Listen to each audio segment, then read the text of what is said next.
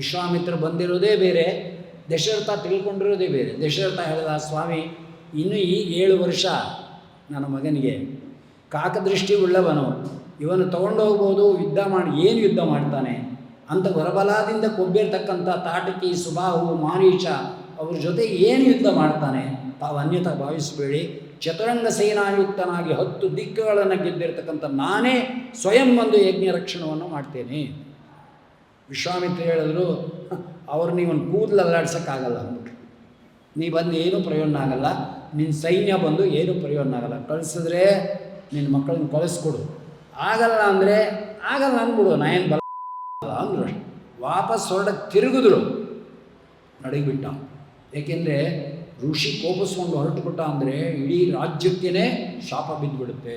ಅದೆಲ್ಲ ಇವಾಗ ನಮ್ಗೆ ಭಯವೇ ಹೊಟ್ಟೋಯ್ತು. ಬ್ರಾಹ್ಮಣನ ಶಾಪ ಹೋಯಿತು, ಸನ್ಯಾಸಿ ಶಾಪ ಹೋಯಿತು, ಮಠದ ಶಾಪ ಹೋಯಿತು, ದೇವರ ಶಾಪ ಹೋಯಿತು. ಯಾರು ನೋಡ್ಕೊಳ್ಳೋಣ ಬಿಡ್ರಿ, ಅವೆಲ್ಲ ಸತ್ ಮೇಲೆ ತಾನೆ ಏನಾರು ಮಾಡ್ಕೊಳ್ಬಿಡಿ. ಇರೋ ತನಕ ಏನಾಗಿಲ್ವಲ್ಲ. ಏನಾಗಿದೆ ಈಗ? ಮನೆ ಹಾಳು ವಿದ್ಯೆ ಎಲ್ಲ ಮಾಡೋರು ಇದ್ದಾರೆ, ಅವರಿಗೆಲ್ಲ ಏನಾಗಿದೆ?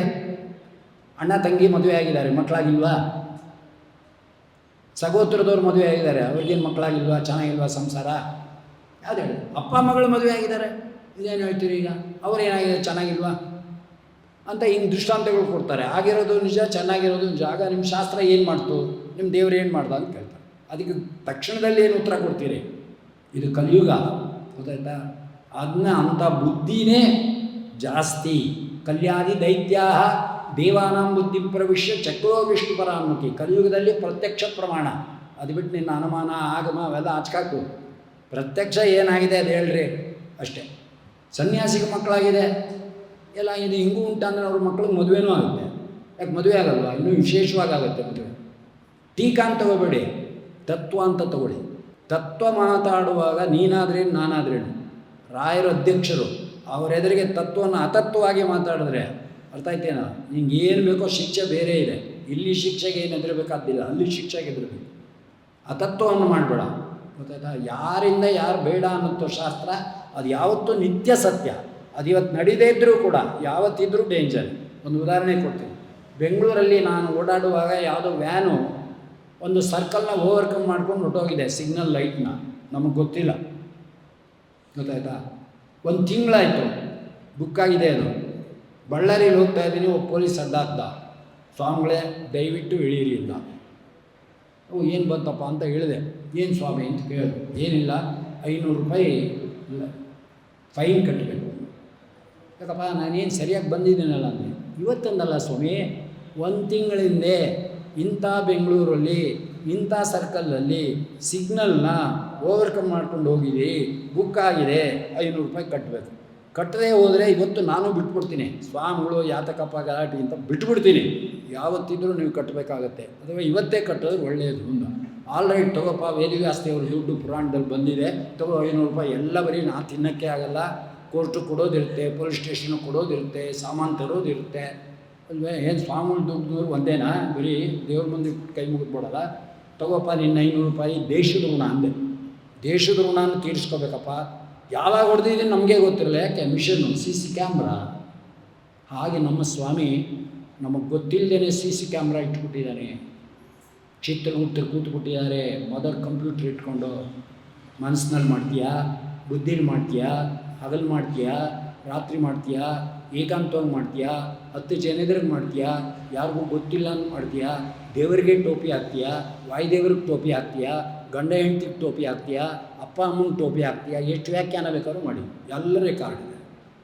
ಇವತ್ತೇನು ಕೊಡಲ್ಲ ನಮಗೆ. ಸತ್ತ ತಕ್ಷಣ ಸ್ವಾಮಿ ನೀವು ನಿಮ್ಮ ಅಪ್ಪಂಗೆ ಅವತ್ತು ಹಂಗೆ ಮಾಡಿದ್ರಿ ನೋಡಿ, ಫೈನ್ ಕಟ್ತೀರಾ, ತಗೊಳ್ಳಿ, ಇಂಥ ನರಕಕ್ಕೆ ಹೋಗುವುದು. ಇಷ್ಟೇ. ಅವತ್ತು ಅಂದ್ಕೊಂಡಲ್ಲ ಇನ್ಮೇಲೆ ಹುಷಾರಾಗಿ ಓಡಾಡಬೇಕು ಅಂತ. ಆ ಡ್ರೈವರ್ ಯಾರು ಅಲ್ಲ, ನನ್ನ ಪೂರ್ವಾಶ್ರಮದ ಮಗನೇ. ಏನು ಯಾವತ್ತು ಹೊಡೆದ್ಬಿಟ್ಟಿಯೋ, ನಂದು 500 ರೂಪಾಯಿ ಹೋಯ್ತಲ್ಲೋ ಅಂದೆ. ಬೇಜಾರು ಮಾಡ್ಕೊಬಿಡಿ ಸ್ವಾಮಿಗಳೇ, ನನ್ನ ಜೋಬಿಂದ ಕೊಡ್ತೀನಿ, ಇಡು ಇಲ್ಲಿ. ಹೊಡೆದಿದ್ದು ನೀನು, ನಮ್ಮ ವೇದವ್ಯಾಸ್ತಿ ಅವರು ದುಡ್ಡು ಯಾಕೆ ಕೊಡಬೇಕು? ತಗೋ ಇಡು ಇಲ್ಲಿಂದ, ಜೋಬಿಂದ ಇಟ್ಟಪ್ಪ, ಸಮಾಧಾನ ಆಯಿತು. ಆದರೂ 500 ರೂಪಾಯಿ ಕಟ್ಟಬೇಕಾ? ಯಾಕೆ ನಿಮ್ಗೆ ಹೇಳ್ತಾ ಇದ್ದೀನಿ ಅಂದರೆ, ಪುರಾಣ ಅಂದರೆ ಅಡುಗುಲಜ್ಜಿ ಅಂತ ತಿಳ್ಕೊಬೇಡಿ. ರಾಮಾಯಣ ಮಹಾಭಾರತಗಳು ಅಂದರೆ ಕೆಲಸಕ್ಕೆ ಬಾರಿದ್ದು ಅಂತ ತಿಳ್ಕೊಬೇಡಿ. ಕತೆ ಪುಸ್ತಕಗಳಿಗಿಂತ ಸಿನಿಮಾ ಸ್ಟೋರಿಗಳಿಗಿಂತ ಅಂತ ತಿಳ್ಕೊಬೇಡಿ. ಇವತ್ತು ಯಾವತ್ತಿದ್ರೂ ಸತ್ಯವೇ ನಮ್ಮ ಜೀವಮಾನದ ನಿತ್ಯ ಸತ್ಯದ ಘಟನೆಗಳನ್ನು ಬರೆದಿಟ್ಟಿರ್ತಕ್ಕಂಥ ಏಕೈಕ ಗ್ರಂಥ ಶ್ರೀಮದ್ ಆಚಾರ್ಯರು ಹೇಳ್ತಕ್ಕಂಥ ಶಾಸ್ತ್ರಗಳು. ಅಂದರೆ ನಮ್ಮ ಹಿತಾಹಿತವನ್ನು ಚಿಂತನೆ ಮಾಡಿ ನಮ್ಮ ಅನಂತವಾದ ಕಾಲದ ವಿಶೇಷ ವಿಷಯಗಳನ್ನು ಅದರೊಳಗೆ ಅಡಿಕೆ ಬರೆದಿರ್ತಾರೆ. ಅದರಲ್ಲಿ ದೇವತೆಗಳದಿದೆ, ಋಷಿಗಳದಿದೆ, ಮುನಿಗಳದಿದೆ, ಗಂಧರ್ವಗಳದಿದೆ, ಮನುಷ್ಯರಿಗೆ ಹೇಳೋದೇನು ಎಲ್ಲ ತತ್ವಗಳು ಅದರೊಳಗಿದೆ. ಅದರಂತೆ ನಡ್ಕೊಂಡ್ರೆ CC ಕ್ಯಾಮ್ರಾ, ಸರಿಯಾಗಿ ಹೋದರೆ ಯಾವುದೂ ಇಲ್ಲ ಫೈನು ಅಲ್ವಾ? ಯಾಕೆ ಟ್ರಾಫಿಕ್ ರೂಲ್ನ ಫಾಲೋ ಮಾಡಿದ್ರೆ, ಹಾಗೆ ಶಾಸ್ತ್ರದ ರೂಲ್ಗಳನ್ನ ಫಾಲೋ ಮಾಡಿದ್ರೆ ಒಳ್ಳೆಯದಕ್ಕೆ CC ಕ್ಯಾಮ್ರಾ ಹಾಕಿದಾರೋ ಕೆಟ್ಟದ್ದಕ್ಕೆ ಹಾಕಿದಾರೋ? ಒಳ್ಳೆಯದಕ್ಕೆ ತಾನೇ. ನಾನು ಇವತ್ತು ಓವರ್ಕಮ್ ಮಾಡಿದೆ 500 ರೂಪಾಯಿ ಕಟ್ತೆ ಆದ್ದರಿಂದ CC ಕ್ಯಾಮ್ರಾ ತೆಗಿರಿ ಅಂದರೆ ತೆಗೆದು ಬಿಡ್ತಾರಾ? ಅಥವಾ CC ಕ್ಯಾಮ್ರಾ ಕೆಟ್ಟದ್ದು ಹಾಕಿರೋದು ಅಂತ ಹೇಳಿದ್ರೆ ಕೆಟ್ಟದ್ದ? ಖಂಡಿತ ಅಲ್ಲ, ಒಳ್ಳೆಯದಕ್ಕೆ ಹಾಕಿರೋದು. ನಾನಿವತ್ತು ವಿರೋಧ ಹೋಗಿದ್ದೀನಿ ಮಾತ್ರಕ್ಕೆ CC ಕ್ಯಾಮ್ರಾ ಯಾಕೆ ತಪ್ಪಾಗುತ್ತೆ? ಅದು ಯಾವನಾದರೂ ತೆಕ್ಕೊತ್ತೆ ಅಲ್ವಾ? ಹಾಗೆ ನಮ್ಮ ಸ್ವಾಮಿ ಗುಣವೈಷಮ್ಯ ದೂರ. ಅವನು ಮುನಿಯಾಗಲಿ, ಋಷಿಯಾಗಲಿ, ಮನುಷ್ಯ ಆಗಲಿ, ದೇವತೆಗಳಾಗಲಿ. ಅದನ್ನೇ ಪ್ರಹ್ಲಾದರಾಜರು ಹೇಳಿದ್ದು ದೈತ್ಯಬಾಲಕರಿಗೆ ಉಪದೇಶ ಮಾಡುವಾಗ, ನಾಲಂ ದ್ವಿಜತ್ವಂ ಋಷಿತ್ವಂ ದೇವತ್ವಂ ವಾ ಸುರಾತ್ಮಜ ಪ್ರೀಣನಾಯ ಮುಕುಂದಸ್ಯ ನ ಭೃತ್ತಂ ನ ಭೌಜ್ಞತ ನ್ಯಾಯಮಾತ್ಮ ಪ್ರವಚನೇನ ಲಭ್ಯ ನಮೇದಯ ಬಹುಧಾ ಶ್ರುತೇನ. ಹೆಚ್ಚಿಗೆ ತಿಳ್ಕೊಂಡಿದ್ದೀನಿ, ಬೇಕಾದಷ್ಟು ಬುದ್ಧಿ ಇದೆ, ಓವರ್ಕಮ್ ಮಾಡೋ ಬುದ್ಧಿ ಇದೆ. ಏನು ಓವರ್ಕಮ್ ಮಾಡೋ ಬುದ್ಧಿ ಇದ್ದರೆ 500 ರೂಪಾಯಿ ಕಟ್ಟು. ಯಾಕೆ ಹೋದಿ? ಲೈಟ್ ಹಾಕಿದಟ್ಟಿಗೆ ನಿಂತ್ಕೋಬೇಕಾಗಿತ್ತು ಅಷ್ಟೆ.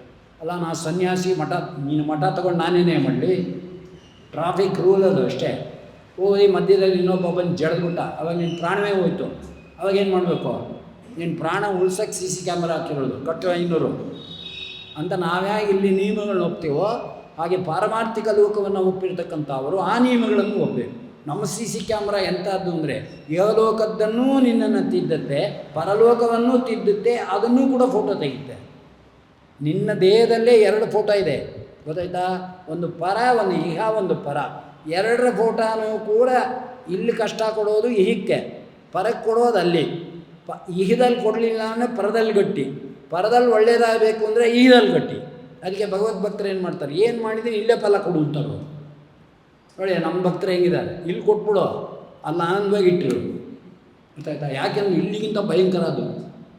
ಇಲ್ಲಿ ನರಕಗಳಿಗಿಂತ ಜೋರು, ಕೆಲವು ಅಲ್ಲಿ ನರಕಕ್ಕಿಂತ ಇಲ್ಲಿ ಜೋರು.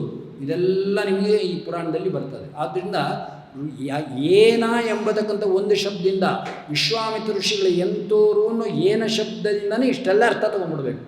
ಋಷಿ ಬಂದಿರೋದೇ ಬೇರೆ, ದಶರಥ ತಿಳ್ಕೊಂಡಿರೋದೇ ಬೇರೆ. ಇದು ತೊಳಲಾಟದಲ್ಲಿ ಸಿಕ್ಕಾಕೊಂಡ, ಹೇಗೆ ಕಳಿಸೋದು ಅಂತ. ಅಷ್ಟೊತ್ತಿಗೆ ವಸಿಷ್ಠರು ಬಂದರು. ತಿಳಿದು ಬುದ್ಧಿಯ ಪೇಳದ ಗುರು ತಾನೇಕೆ. ನೋಡಿ ಬಂದರು ವಸಿಷ್ಠರು. ಅಲ್ಲ, ವಸಿಷ್ಠರಿಗೂ ವಿಶ್ವಾಮಿತ್ರರಿಗೂ ಆಗಲ್ಲ. ಹಾಗಾದ್ರೆ ಕಳಿಸ್ಬೇಡ ನೀನು ಅಂತ ಹೇಳಬೇಕಾಗಿತ್ತಲ್ವಾ? ಇಲ್ಲ. ಯಾಕೆಂದರೆ ವಿಶ್ವಾಮಿತ್ರರ ಮನಸ್ಸಿನಲ್ಲಿ ಏನಿದೆ ಅಂತ ತಿಳಿದಂಥ ವಸಿಷ್ಠರು ದಶರಥನಿಗೆ ಏಕಾಂತದಲ್ಲಿ ಕರ್ಕೊಂಡು ಹೋಗಿ ಉಪದೇಶ ಮಾಡ್ತಾ ಇದ್ದಾರೆ. ಹುಚ್ಚ, ವಿಶ್ವಾಮಿತ್ರ ಬಂದಿರೋದು ನಿನ್ನ ಮಗನ ಕೀರ್ತಿ ಕೊಡೋಕ್ಕೆ, ನಿನ್ನ ಕೀರ್ತಿ ಕೊಡೋಕ್ಕೆ, ಅರ್ಥಾಯ್ತಾ? ನಿನ್ನ ಮಗ ರಾಮ ಇದ್ದಾನಲ್ಲ, ಮಗ ಅಂತ ತಿಳ್ಕೊಂಡಿದೆಯಲ್ಲ, ಅಲ್ಲ, ಅರ್ಥಾಯ್ತಾನೆ? ವಿಶ್ವಕ್ಕೆ ನಾಥ, ವಿಶ್ವನಾಥ. ವಿಶ್ವಾಮಿತ್ರ ಋಷಿಗಳು ಬಂದಿರೋದು ವಿಶ್ವನಾಥನ ಕರ್ಕೊಂಡು ಹೋಗೋಕ್ಕೆ. ವಿಶ್ವಕ್ಕೆ ನಾಥ, ಜಗದ್ಗುರು, ಅರ್ಥಾಯ್ತಾ? ವಿಶ್ವಧಾರಕ, ವಿಶ್ವಪ್ರೇರಕ, ಅರ್ಥಾಯ್ತಾ? ವಿಶ್ವವ್ಯಾಪಕ ಅಂಥವನು ಸಾಕ್ಷಾತ್ ನಾರಾಯಣ ಅಂತ ನಿಂಗೆ ಎಷ್ಟು ಸಾರಿ ಹೇಳಿದ್ದೀನಿ. ತಿರ್ಗಾ ಮರ್ತ ಅಭಿಮಾನ ಮಾಡ್ತೀಯ. ಈ ಕ್ಷಣದಲ್ಲಿ ನೀ ಕಳಿಸ್ಕೊಳ್ದೆ ಹೋದರೆ ನಿಂಗೆ ಅನಾಹುತ ಕಟ್ಟಿದ ಬುದ್ಧಿ.